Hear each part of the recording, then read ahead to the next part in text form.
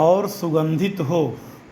बिल्वपत्र, समीपत्र, भृंगराज पत्र और आमलकी पत्र ये मेरे पूजन के लिए शुभ हैं।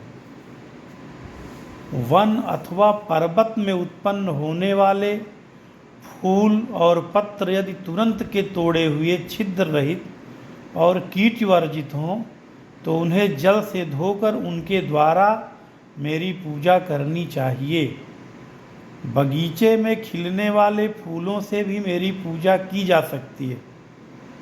जिन वृक्षों के फूल मेरी पूजा के लिए उत्तम माने गए हैं उनके पत्ते भी उत्तम हैं। फूलों और पत्तों के अभाव में उनके फल भी चढ़ाए जा सकते हैं। इन पत्तों, फलों और फूलों से जो अगहन में मेरी पूजा करता है उस पर प्रसन्न होकर मैं अपनी भक्ति देता हूँ। जो मनुष्य तुलसी की मंजरियों से मेरी पूजा करता है वह मोक्ष का भागी होता है। जो तुलसी का पौधा लगाकर उसके पत्तों से मेरी पूजा करता है वह मेरे निवास स्थान श्वेत द्वीप में आनंद का अनुभव करता है। जो तुलसी दल से प्रतिदिन मुझ लक्ष्मीपति की पूजा करता है उसके महापातक भी नष्ट हो जाते हैं।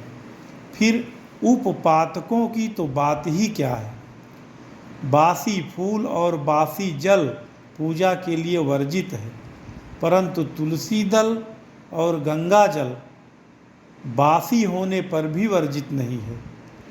बिल्वपत्र, समीपत्र, चमेली पत्र और कमल तथा कौस्तुभ मणि से भी तुलसी दल मुझे अधिक प्रिय है। जिसके पत्ते कटे न हो और जो मंजरी के साथ हो ऐसी तुलसी मुझे लक्ष्मी के समान प्रिय है। जैसी कृष्ण और शुक्ल दोनों पक्षों की एकादशी मुझे प्रिय है उसी प्रकार गौर और कृष्ण दोनों प्रकार की तुलसी मुझे प्रिय है। कौस्तुभ आदि असंख्य रत्न तभी तक गरजते हैं जब तक कि श्यामा तुलसी की श्याम मंजरी नहीं मिलती है। जो मेरी पूजा के लिए मांगने वालों को तुलसी दल देते हैं तथा अन्य भक्तों को भी तुलसी दल अर्पण करते हैं वे मेरे अविनाशी धाम को जाते हैं। जो काले अंगूर के बने हुए धूप से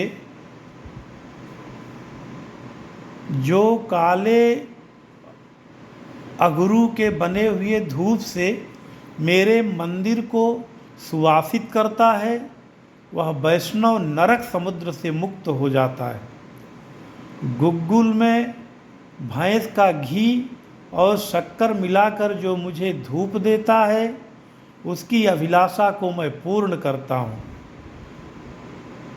अगरू का धूप देह और गेह दोनों को पवित्र करता है। राल का बना हुआ धूप यक्षों और राक्षसों का नाश करता है।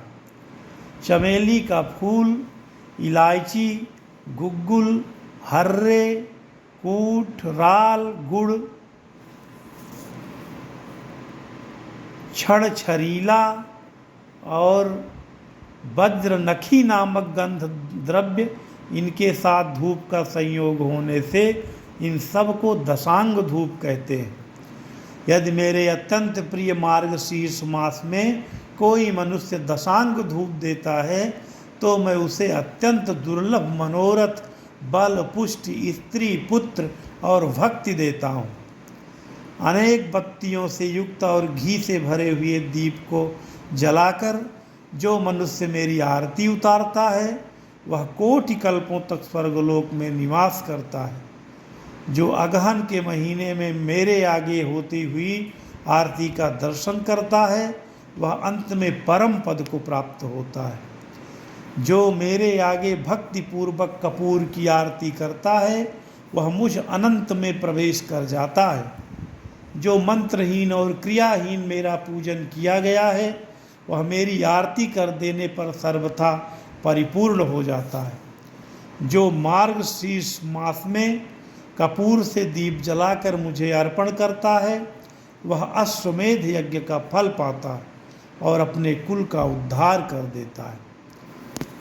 यह लेख भगवान की पूजन सामग्री कैसे पुष्प, घंटानाद, बिल्वपत्र, तुलसी मंजरी, धूप दीप नैवेद्य आदि कैसे चढ़ते हैं, विस्तार से भगवान के ही श्रीमुख से बताया हुआ है। इस लेख को भेजा है हमारे दीक्षित शिष्य रामानुज संप्रदाय परिवार के सदस्य, श्री संप्रदाय से दीक्षित परम भाग्यशाली परम वैष्णव भक्त, श्री विष्णु सहस्रनाम स्तोत्र के कई आवृत्तियों में नियमित पाठक श्री ईशान प्रपन्नाचार्य जी ने। उनको बहुत बहुत धन्यवाद कि इतने सुंदर लेख को खोजकर उन्होंने इसे हमें भेजा और हमारे माध्यम से, हमारे चैनल के माध्यम से सभी वैष्णव जन को ये पहुंच रहा है, जिसको सुनकर लोग भगवान की पूजा में इसी तरह का प्रसाद, इसी तरह की व्यवस्था, इसी तरह की तुलसी मंजरी आदि से भगवान की सफल पूजा करके अपने भाग्य को अत्यंत भाग्यशाली बनाएंगे। जय श्री राधे।